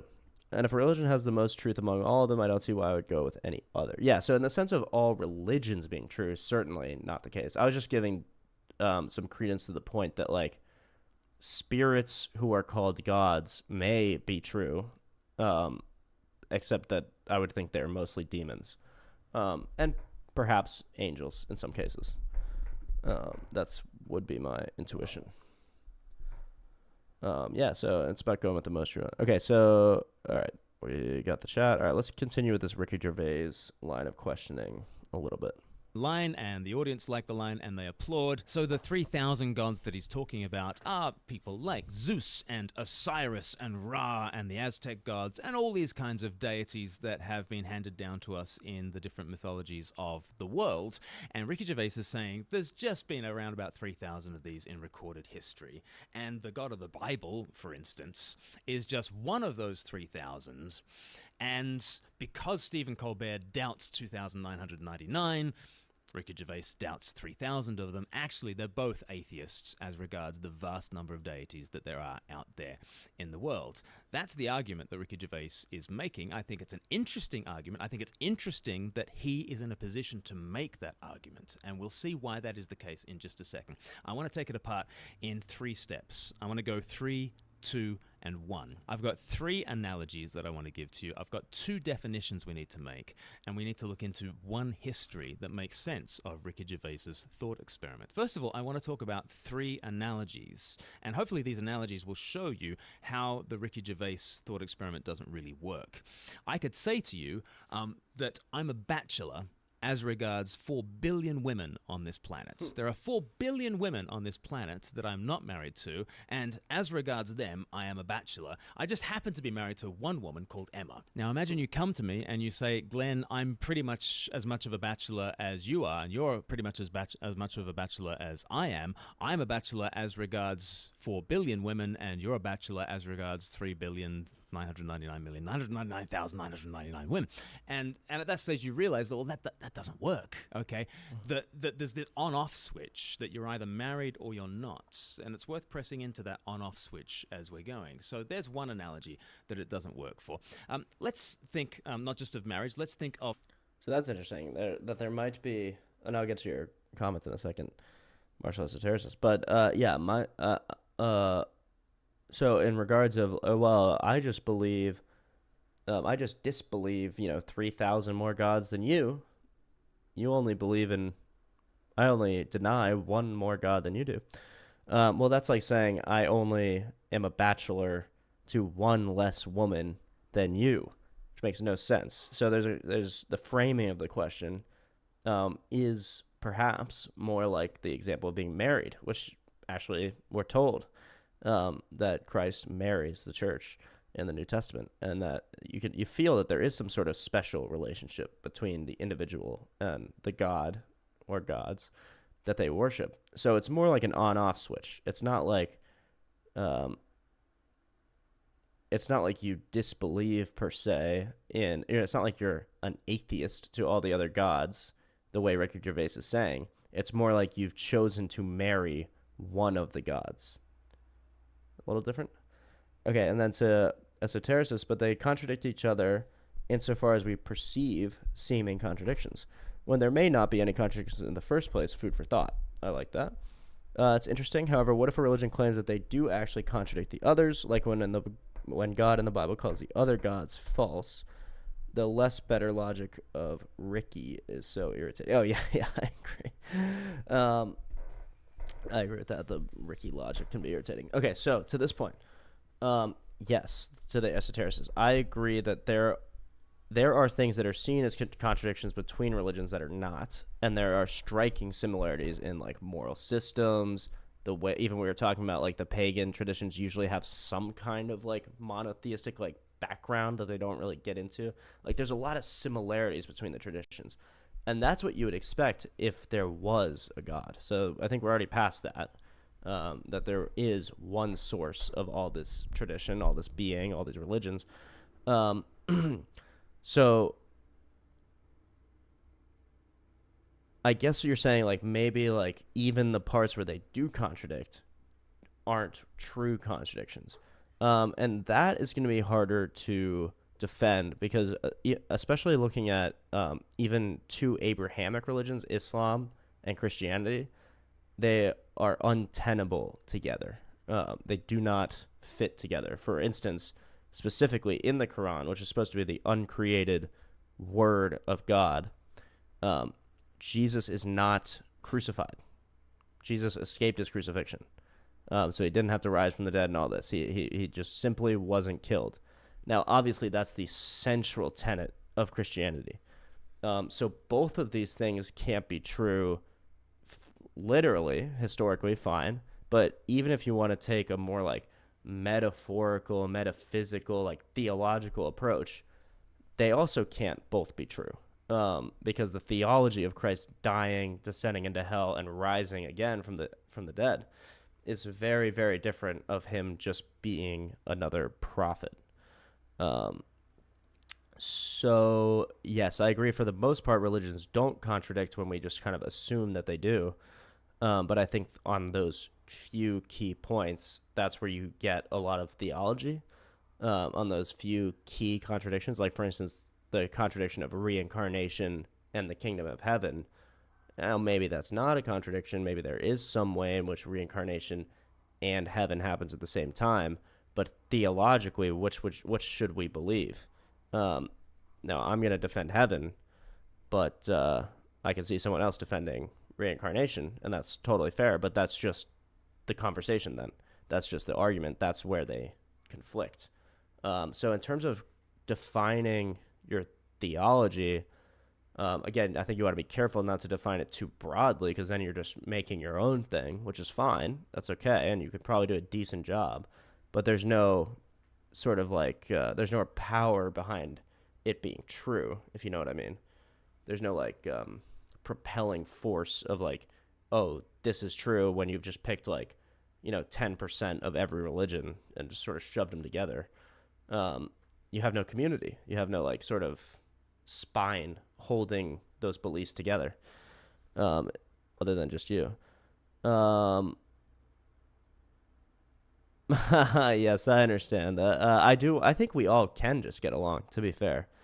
I hope and pray for that as well.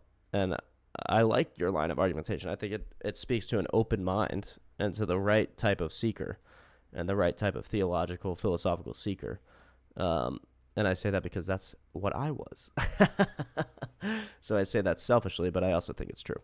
So keep up those questions. Those are good questions. And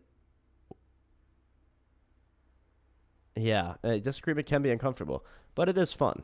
And it is important to get to, it's only through, like we were talking about before, like suffering, like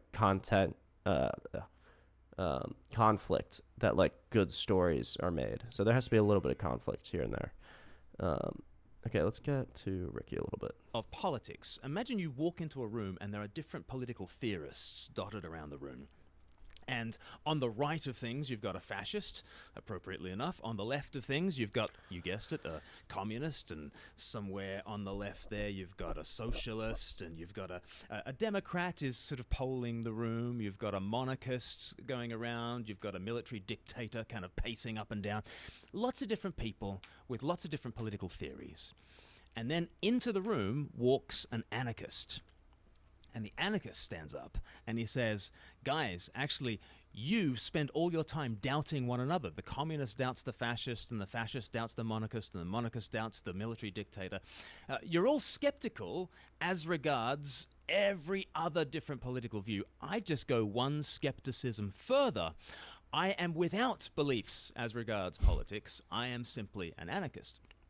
Now, at that point, you would laugh the anarchist out of the room because the anarchist is not aware that the anarchists themselves has a very definite political philosophy. It's being couched in terms of pure skepticism, but it's not pure skepticism. They have a position. And the atheist has a position. It's a position that's quite invisible to Ricky Gervais himself, but nonetheless, the atheist is very much like an anarchist walking into a room of political theorists and saying, pretty much everyone else is a doubter in here. I'm just the most thoroughgoing doubter in the room. An atheist saying that they are just more skeptical by one is exactly like that anarchist. So there's a second analogy. Right, so that's an important point. I know some people are gonna say, "Well, I'm agnostic atheist," which means I just have questions. I just haven't, planted my flag yet, or something like that. But typically, when the atheist brings up this point that I just disbelieve one more God than you, they're not setting themselves apart from any of those religions. That is a worldview. That is a solid structure. That's an objective claim about the nature of reality. There is no God. I believe there is no God. As opposed to, I believe that Shiva is God. I believe that Jesus is God. I believe that this, that Muhammad is the prophet of God. So, yeah, atheists are spiritual anarchists. They are. And then it's funny when they sometimes do this thing where they walk into the room full of political theorists and say, I am clearly the right one because I am the most skeptical, or I hold the least firm sort of worldview. I heard the least grounded. I hold the least grounded, consistent worldview. And then they say that's why I'm right. It makes no sense. Interesting. Yeah. At some point, skepticism becomes self-defeating. If you don't know anything, do you know that you don't know? Exactly. It's just sarcasm that I believe one less God than you. It is sarcasm for sure. It's definitely a little tongue-in-cheek. But sometimes it's treated as a real argument. And so it's important to bring it down. And we get to learn more because this argument is enticing to me. You just deny one less God. Well, why should we deny all those other gods and not the one that we affirm? And this is a good way to couch that in terms of, just face it against Ricky Gervais a little bit. So we've got marriage, we've got politics. A third analogy might be philosophy. Okay, now there are lots of different views of how we come to know stuff in the world. Theories of knowledge. It's the realm of epistemology. You don't need to know that word, but you do need to know that there are various theories for how it is that we come to know the things that we know in life. You've got logical positivism, you've got postmodernism, you've got various kinds of realism, whether it's scientific realism or ontological realism, you've got social constructivism. There's all sorts of different theories of knowledge and how we come to know things. Now, if Ricky Gervais comes along and he says, I disbelieve all of those, a philosopher's going to say, great, so what's your theory then? Okay, Right. You've rejected those 5 or 6 or whatever. What's the 7th? Tell us your theory. And if Ricky Gervais just says, I don't have a theory, but, the logical positivist doubts all kinds of realists and the postmodernists, and they're a doubter, I'm just the same. I'm a doubter too. I just go one skepticism further. But no, we'd ask him, what is your theory of knowledge? And if he says, I have no theory of knowledge, we'll say, no, that's not true, because you seem to know that all those other theories are incorrect. You seem to know that. You're very sure that those things are not correct. So what is your theory of knowledge by which you know those things to be incorrect? And if Ricky Gervais at that point says, no, I have no theory of knowledge, I don't need to have a theory of knowledge, I just know that every other theory of knowledge is wrong, again, we laugh him out of the room. So as regards marriage, if you say that I'm just as much of a bachelor as a married... So yeah, a bit of a... Yeah, a bit of that one was a bit weird because it's that is a very different question. I don't think Ricky Gervais could ever say, I have no theory of knowledge, right?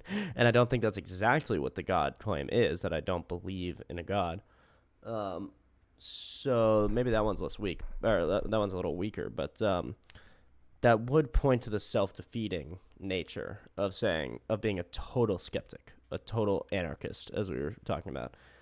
When you're 100% skeptical of everything to the deepest level, you actually start to be skeptical. You have to, you should be if you're doing it, sort of intellectually honestly, you should be skeptical of your own ability to be skeptical, to know what is true and not true. Okay, so it's just another way of saying I don't believe in a God. Yes, and it's kind of a funny way, and he is a comedian, so I get that. So he doesn't have to have a theory. Well, I disagree with that. If he wants to say I don't believe in God, not only does he have to have a theory, he is saying what his theory is. He's saying that the universe was created sans God. I don't know is a different thing. So he could have said that, but that wouldn't have said anything about his analogy of like disbelieving one less God than you. He should have said, I don't know, or something about one less God than you. But Ricky Gervais is an atheist, so. Hold on, sorry, I'm just tightening my mic. I don't think he's ever said, I know those theories aren't true. Atheists are not claiming that there is no God. So what is the atheistic claim? They're just saying that they have no convincing proof that there is a God. It's pretty simple. So what is so if you don't have convincing proof that there is a God, what is your proof? Like, what do you have proof of? What are you convinced by would be my next question. Because you're saying that, I don't have proof that there is a God. Therefore what? Like, what is your worldview? What's your theory then? If you don't have proof there is a God, presumably you have proof in some other direction, or otherwise you're just choosing materialism as the base of reality, and that's even more of an objective claim. We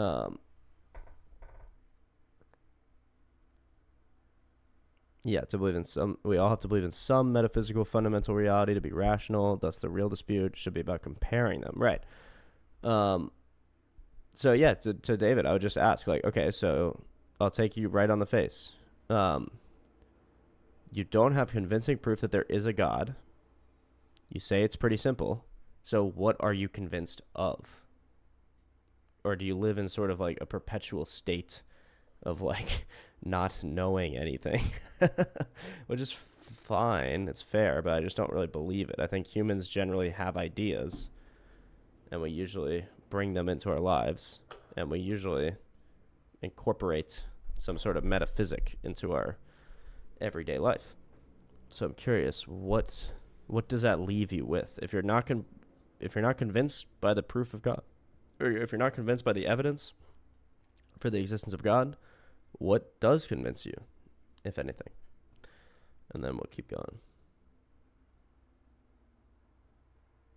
Person. It's just I happen to be a bachelor as regards one extra person in the world. You laugh them out of the room.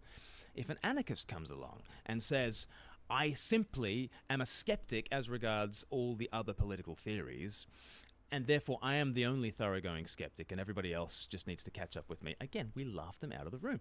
If someone comes along and philosophically says, I don't have a theory of knowledge, but I know that all the other theories of knowledge are wrong, again, we laugh them out of the room. And in just the same way, we should laugh this thought experiment out of the room. Mm-hmm. It is not worthy of serious consideration. It's really not. Those are the three analogies. Let's press into two matters of definition. So as Ricky Gervais talks about God and faith, we need to press into which God is he talking about here. And he seems to put the God of the Bible, let's say, on exactly the same level as these other 2,000 odd deities that have. This is going to be an important point coming up, so we'll pay attention to that. But first I'm going to go back to David. I am convinced of what we can prove and have evidence for. So what is that? Like materialism? Like I'm talking about, what is your theory of like the ground of reality? Like, so for instance, how did the universe start? What happens after you die? That type of thing. Because as far as I'm aware, there isn't really proof or evidence for what happens after you die. So you have to make a decision. So what do you think? Why do you believe? I mean, and you also do believe things. You are convinced of things that you don't have proof and evidence for. Like, for instance, that your mother loves you. Well, I think you do have evidence of that, but I don't think you have proof. And so if it's just about evidence, then you can easily believe in God because there's plenty of evidence for that. No, everyone does not have to believe in anything metaphysical. I have no idea. Okay, so so you basically are in like sort of perpetual state of like not knowing about metaphysical things, which is fine. It's fine, David. That's totally a way to live. Do you believe that nothing metaphysical exists? Because that would be the only reason that would be a good way to live. I have no idea what happens after we die. I don't know. So, but like, do you just not think about it? Don't you have to believe that something prevents an evil demon from deceiving you and everything to be rational and believing anything? There's no evidence for God that I can see. Well, what about the Bible and the works of the saints and the resurrection of Jesus? Or what about the fact that something exists rather than nothing? And yeah, Numenon's making a good point. I do think we need a metaphysic. We at least need the laws of logic, like the law of identity, non-excluded middle, non-contradiction. Or sorry, the excluded middle and the law of non-contradiction. I don't know, so it doesn't matter if anything metaphysical exists. That's totally fair, David. Totally fair. There's no real... Welcome, American. Welcome to the chat. There's no real tangible evidence. To me, the fact that something exists rather than nothing is evidence of God. I don't know if you guys feel the force of that. I wouldn't expect you to, per se. No. Just because we don't know the answers to why stuff exists does not mean God. But remember, we were just asking you to explain why you think stuff exists. And if you just say, I don't know, that definitely doesn't mean not God. You see what I'm saying?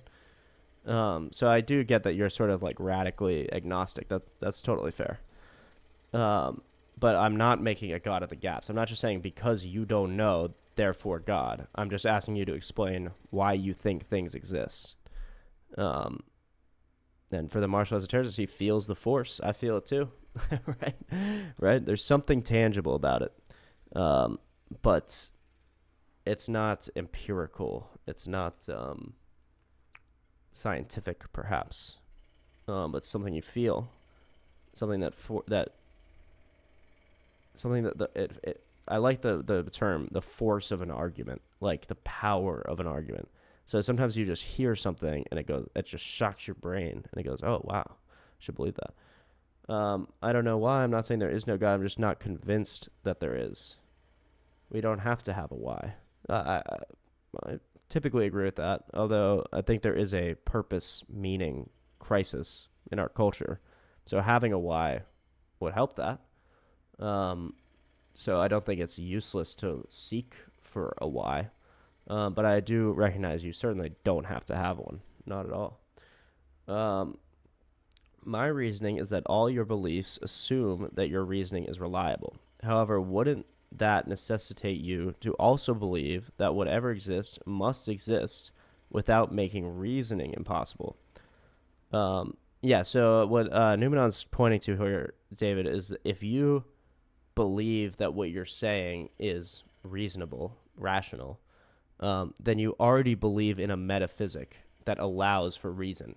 You've sort of confined your metaphysics into ones that are reasonable.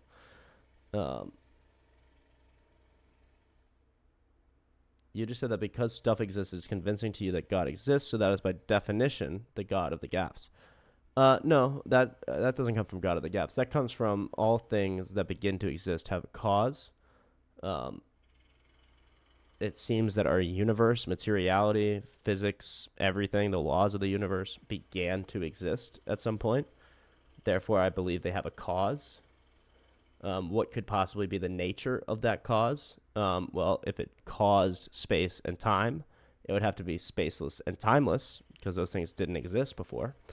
If it caused matter, it would have to be immaterial. If it caused our whole universe to happen, it'd have to be extremely powerful. And I think it can't be something without a will. I think it can't be something like an equation ticking away or like a law of physics ticking away, because then things would either always be here or never be here. There would be no like switch point, you know? So the fact that stuff exists points me down that train of logic. And spaceless, timeless, immaterial, extremely powerful, and having a will, that is what we classically define as God. So that's not God of the gaps. That's just that's an inference from logic. Okay. Because you don't know the cause doesn't mean anything. I'm sure there is a cause, but we don't know what the cause is. Yeah, but you know what properties it must have to be able to cause certain things, like spacelessness, timelessness. So you cannot just say God or a will, etc. The will is harder to prove. We can try to prove that. We can get into that. Maybe that would be a good... Maybe let's do that after this video. But, okay. If you give Christianity the same skepticism you give Mormonism and Islam, you would realize how fake it all is. Just how no Muslims are wrong, I feel the same about all of it. No, there's no gap that I'm filling in. I mean, what? Spaceless, timeless, immaterial, possessing a will, which we'll prove soon, so forget that one, and enormously powerful. That must be the case for the cause of the universe. What being does that describe? What thing does that describe? Spaceless, timeless, immaterial, possessing enormous power, and just give me having a will for right now until we prove that. But if those things are all true, that's not God of the gaps. That's just the definition of God.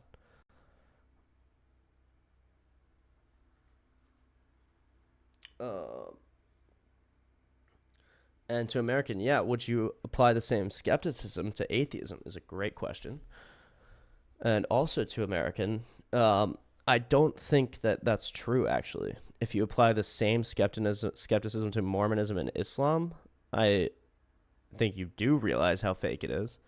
But when you apply that literally the same skepticism and not more to Christianity, Christianity holds up. It's surprisingly internally consistent. So I've not seen that it's as, but if you want to point out a couple passages or ways or join the Discord, which I'll link again, then totally feel free. But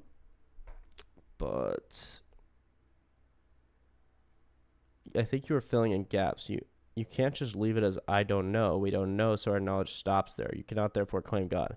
No, I didn't say anything that I don't know. I'm just telling you things that I know. Like, for instance, if the universe is composed of time, space, and material, then the creator of the universe, the cause of the universe, must be spaceless, timeless, and immaterial. Can we agree on that? Can you agree that we know that? And yeah, you can definitely apply skepticism to atheism, because atheism is the claim that there is no God. So that would be the skepticism.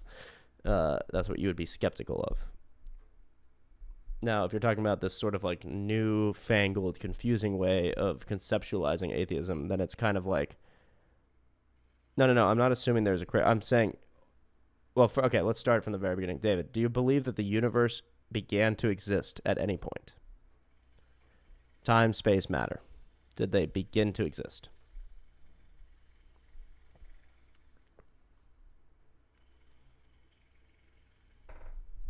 Okay. I know I triggered you with saying what the most understood common definition of atheism is, even though there's this new, like, confusing, fangled way of saying it's not claiming there is no God, it's the lack of a belief in a God. Well, that is a claim, first of all. Okay, so, well, you don't know, but giving me, probably, it seems like time, space, and matter came into existence at some point.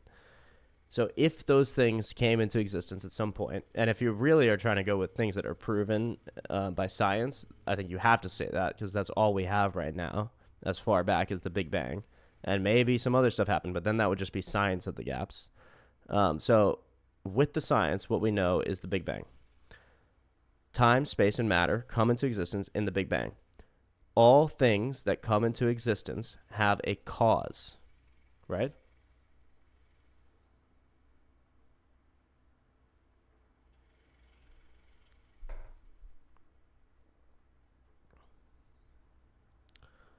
To Americans showing the lack of evidence came, we would believe.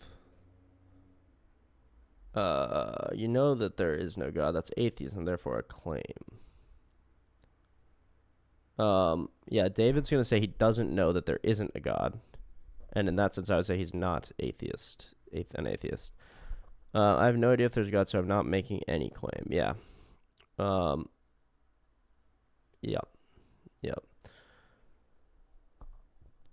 Okay, so what I want you to answer, David, what could the cause of space and time be in space and in time? Think about that for a sec and let me know what you think. Could the cause of space and time, and let's just throw in matter as well, be material? Could it be in space or could it be in time? Remember, those things did not exist before the cause, right? Okay, I'm gonna lay it out for you and tell you why I don't think they could. If space did not exist, does anything that exists have space? How about that?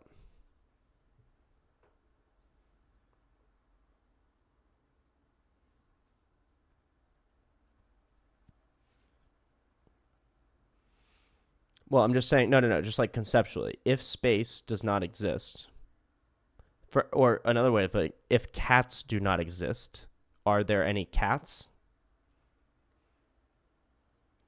If cats never existed, are there any cats in this like scenario?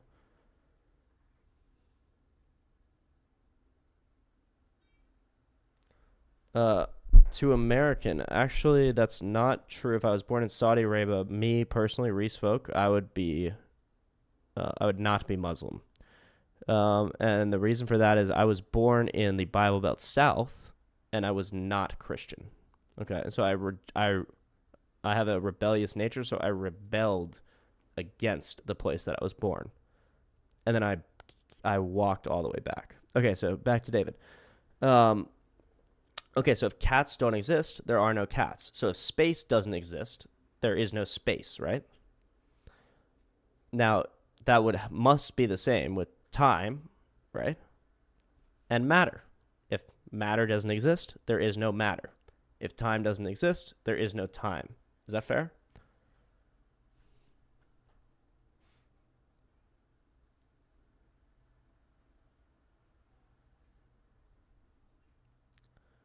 Okay, so you gave the definition of atheism: disbelief or lack of belief in the existence of God or gods. But that implies the opposite. That implies that you have a belief in the opposite of the existence of gods. Okay, so anyway, yeah, I don't want to have two conversations, so sorry, I didn't mean to jab that at you. Okay, so then if the Big Bang produced time and space and matter, then the cause of the Big Bang, because remember, all things that begin to exist have a cause. All things that happen have some prior cause. So the cause of the Big Bang must be spaceless, timeless, and immaterial. Can we agree with that?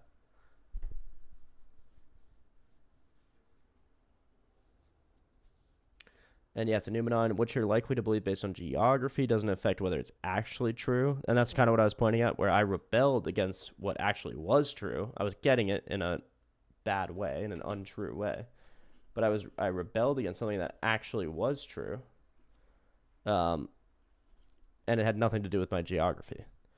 And when I came back, it was based entirely on the perception of it being actually true. So, just throwing that out there.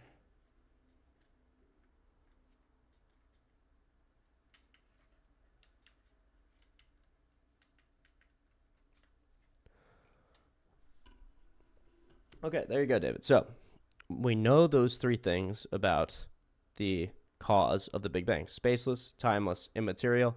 I think we can also say enormously powerful, because the Big Bang is an enormously powerful explosion.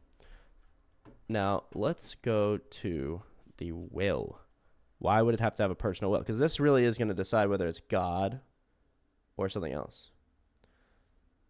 If the Big Bang did enable space-time, etc., then yes, all that could be the result of the Big Bang. Yeah. Let's try to give David an easier time. Although, to be fair, I don't mind teaming up on people because I usually get teamed up on all the time on this, and I actually have to like be on camera and respond in person. So it's not misery loves company is what I'm saying. But okay.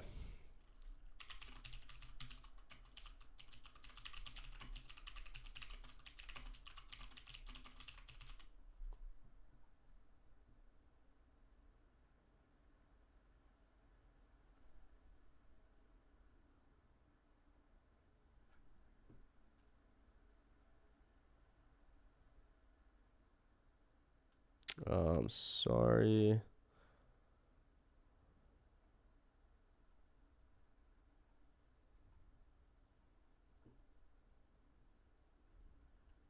Just trying to find where yep, I think an infinite regress being impossible is valid. I'm just gonna look specifically to where William Lane Craig derives the will part of it. My understanding of it, and I'm really bad at explaining it because maybe I don't understand it fully enough, is that, okay, so there's this spaceless, timeless, immaterial, enormously powerful cause. Now, it can either be personal or impersonal, meaning it can either have a will or it can not have a will. Now, if it doesn't have a will, and it's immaterial, timeless, spaceless, enormously powerful, then, and remember, it is the first cause. It causes the entire universe. Wouldn't something have to act on it in order to make it, like, create something new, i.e. the universe? If it had no will, there would have to be something else that was timeless, spaceless, immaterial, perhaps enormously powerful. Maybe that can work. Maybe that can't. I don't know. But if it does have a personal will, then that explains why it can be spaceless, timeless, immaterial, and then create something, like choose to switch on the Big Bang flip, like flip the whole Big Bang into happening. Otherwise, the Big Bang would just be constantly happening, or it would never happen at all if there was no switch to flip. Does that make sense? So okay, looks like you guys are doing well over there. I might actually need ChatGPT to do this because I can't find the actual like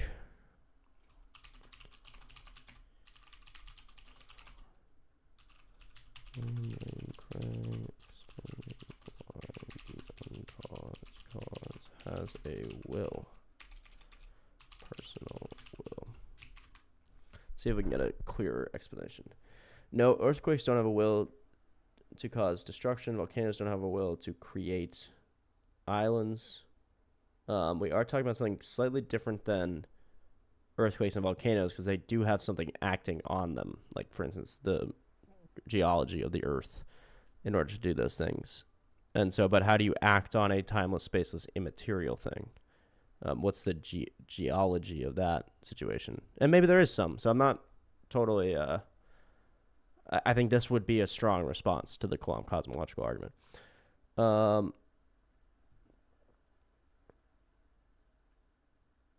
Okay, wait, this is actually different a little bit. The cause of the universe must be timeless, spaceless, immaterial because it created time, space, and matter. But there are only two kinds of things that could fit that description. Abstract objects, like numbers, sets, propositions, like the laws of logic, which are timeless, spaceless, and immaterial, but they don't have any causal power. They don't cause anything. Like the number 7 itself never caused anything. The law of identity never made anything physical happen. They just sort of float out there. That makes sense, right? Or a mind. specifically a personal mind with will and intention, which can cause things.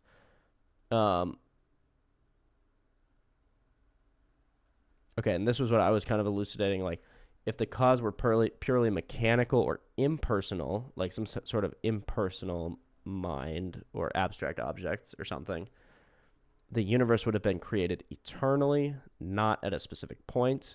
Example, if the cause were like a fire causing smoke and the fire were eternal, then the smoke would also be eternal. Like our universe would be the smoke and the cause of the universe would be the fire.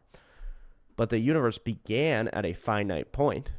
So the cause must have the ability to choose to create at one moment rather than another. That's the crux of it, I think. And choice requires some sort of personal will. Let's see if there's any. Craig says the cause must have will because only a personal agent can explain how an eternal cause could produce a temporal effect, the beginning of the universe, without the effect being eternal too. Okay. But why could a naturalistic cause the universe? Why can't this naturalistic alternative also be indeterminate? Well, it depends on what you mean by naturalistic, because does that mean material? Because the cause must... remember that this cause is prior to nature. It's prior to anything, even remotely material. And what if numbers do actually have causal powers, like in Platonism? I think Columbus and valid things about it. I just think that the tag is the only argument that could ever prove God. I do think tag is stronger argument, way stronger. I'm not sure how we got onto this, but we did, so here we are. So what if numbers do actually have causal powers, like in Platonism? I've never heard of how that could be possible. But if you'd like to explain that, that's possible. Like what could be the causal power of a number? And that's what's in the sense of not supernatural or personal. So some sort of like abstract,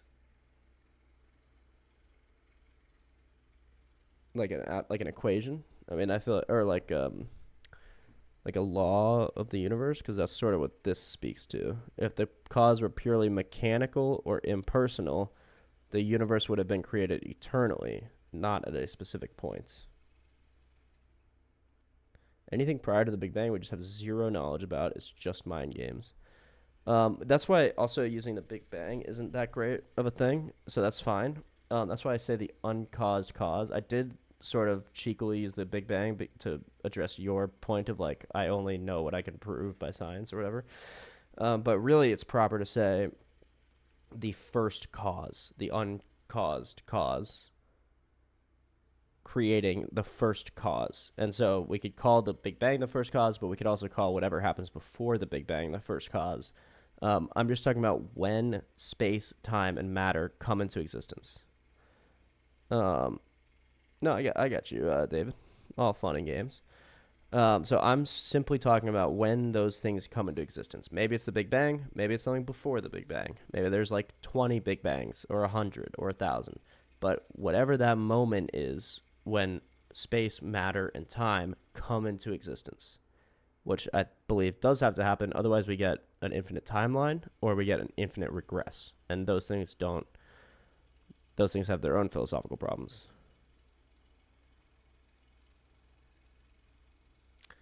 Right, yeah, so there's certainly some things we can know. It can't be a logical contradiction.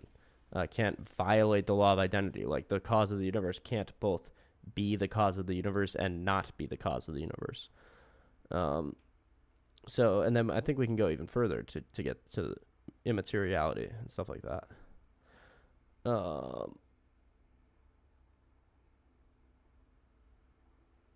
Okay.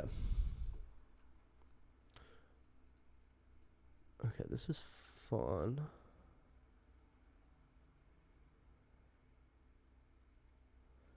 Okay, this is fun. This is what I'm going to do. I got some work to do, some phone calls to make. And I want to stream Elden Ring. I think we had a fun theological discussion. We got into some Aquinas, which is classic. I definitely got back into the groove of streaming. We'll be doing this Monday, Wednesdays, and Fridays at noon Pacific Standard Time. I think you guys had great questions today. Really awesome questions. Really proud and that this is my audience. That these are the people that are joining. So smart and insightful and curious. So thank you guys. Thank you for all the newcomers, martial esotericists. And I think we had someone else. And thank you to all the sort of the OGs, the classics. We got David Palermo. We got Numenon. We got American. Of course, Infamous. We got Sean in the Discord. You guys are the best. I am going to be streaming again in like an hour. But I'll be playing Elden Ring instead of doing this. And we can even continue the conversation while I'm playing Elden Ring. But I want to try that. So, very fun. Thank you guys. Appreciate y'all. Join again if you like games. If not, join me next time on Wednesday. At the same time. And we'll do the exact same thing. And probably for a little longer on this side of it. Depending on how well the Elden Ring stream goes. But sweet, guys. Thank you.